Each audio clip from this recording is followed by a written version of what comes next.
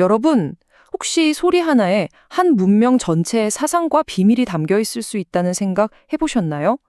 지금부터 우리가 파헤쳐볼 나라는 소리가 바로 그런 소리입니다. 무려 2000년 동안이나 꽁꽁 숨겨져 있던 비밀이죠. 자, 여기 한번 보세요. 아이를 낳다 할 때의 낳다. 그리고 우리가 일본 식당 가면 흔히 시키는 나마비루. 그러니까 생맥주요. 이 둘 정말 아무 상관 없어 보이죠? 근데 만약에 이 두 단어가 사실은 같은 조상을 둔 아주 먼 친척이라면 어떠실 것 같으세요? 에이, 말도 안 돼 싶으시죠? 지금부터 이 황당한 주장이 어떻게 사실이 되는지 그 언어 추리극을 함께 따라가 보시죠. 자, 우리 추리극의 첫 번째 단서는 바로 탄생의 소리입니다.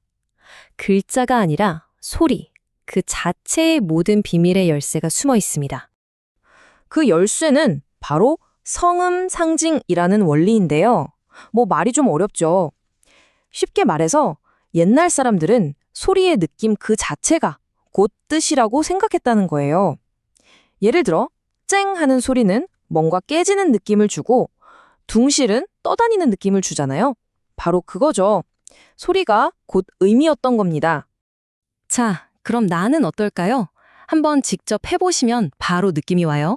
다 같이 나 하고 발음해볼까요? 나, 아. 어때요? 혀끝이 윗 잇몸을 꾹 눌렀다가 밀어내면서 안에 갇혀있던 공기가 밖으로 뿅 하고 터져나오잖아요. 바로 이겁니다. 고대인들은 이 물리적인 에너지 분출 그 자체에서 무언가가 안에서 밖으로 세상에 처음으로 모습을 드러내는 그 강렬한 탄생의 이미지를 본 거예요. 이 나라는 탄생의 에너지는 방향에 따라 아주 흥미롭게 확장됩니다. 보세요. 이 에너지가 땅을 뚫고 수평적으로 솟아나면 새싹이 나다가 되고요. 생명을 품었다가 밖으로 밀어내면 아이를 낳다가 되는 거죠. 더 나아가서 하늘을 향해 수직으로 솟구치면 맞습니다. 새가 날다가 되는 겁니다. 방향은 제각각이지만 안에서 밖으로 나온다는 핵심 이미지는 절대 변하지 않죠. 자, 이제 진짜 재미있는 부분입니다. 이 단서가 바다 건너 일본에서 어떻게 발견되는지 한번 추적해보죠. 이제부터 여러분이 직접 언어 탐정이 되어서 사건을 해결해보는 시간입니다. 자, 여기 우리 쪽 증거물들이 있습니다.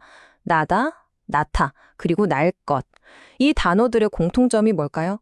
전부 간 나온 상태, 원초적인 상태라는 이미지를 공유하고 있죠.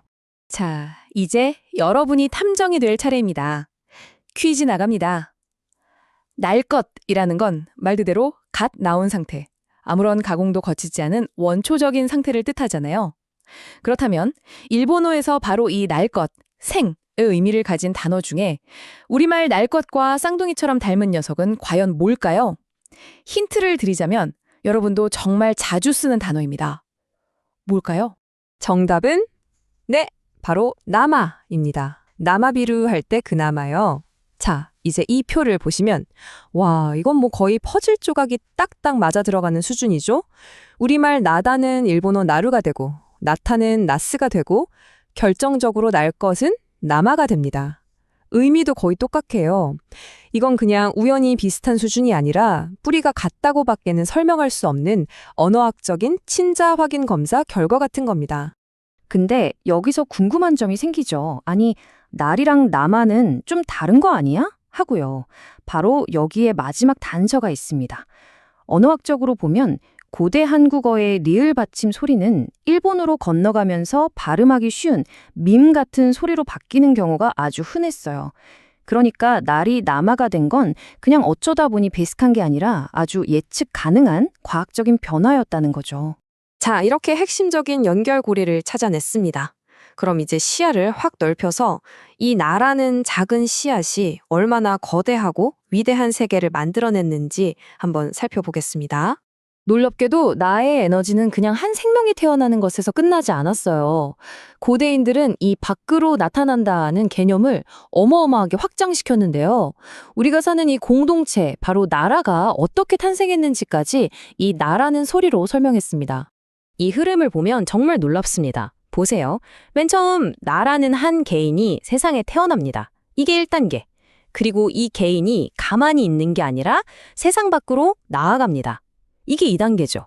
자, 마지막으로 그렇게 세상으로 나아간 나들이 모여서 만들어진 공동체, 그게 바로 나라라는 겁니다. 와, 한 사람의 탄생에서 국가의 형성까지 이 모든 걸 나라는 하나의 씨앗에서 출발하는 이야기로 본 거죠. 정말 스케일이 어마어마하지 않나요?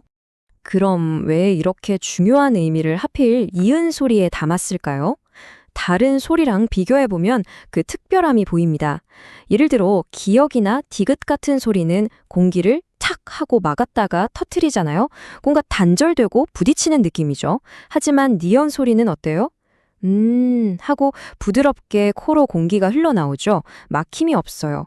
바로 이 끊어지지 않는 지속성, 파괴가 아닌 창조, 단절이 아닌 생명의 에너지를 상징했던 겁니다.